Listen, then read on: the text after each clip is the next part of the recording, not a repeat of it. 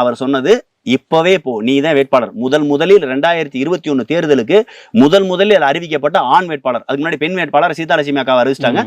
ஆண் வேட்பாளர் நான் என்னை தான் அறிவிக்கப்பட்டது. இப்பவே போ, நான் சொல்றதான் அறிவிப்பு. நீ நத்தம் தொகுதி வேட்பாளர், இப்பவே போ, இப்பவே போஸ்ட் அடி, இப்பவே ஃபிளக்ஸ் அடி, இப்பவே போய் வேலையை பாருன்னு சொல்றாரு. போறங்க சரி கிளம்புற இந்த 50,000 எடுத்துட்டு போடான்னு கொடுக்குறாரு.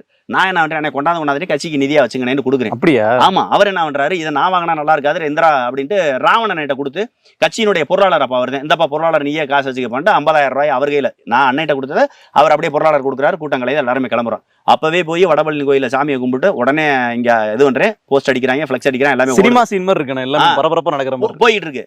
இந்த போஸ்ட் அடிச்சாச்சு, ஃபிளக்ஸ் அடிச்சாச்சா, இப்ப அங்க இருந்து நான் இங்க வந்துட்டேன். இங்க வந்ததுக்கு அப்புறம் எல்லா வேலையும் பாத்துக்கிட்டு இருக்கேன். எனக்கு போன் பண்றாரு வெற்றிக்குமார், போஸ்ட் அடிக்கிறேன். ஏன்னா சீமானனே அதுக்கு இந்த ஆள் இப்படி செய்வார்னு தெரிஞ்சு இப்பவே போ போஸ்ட் அடி, இப்பவே போ ஃபிளக்ஸ் வையினாரு.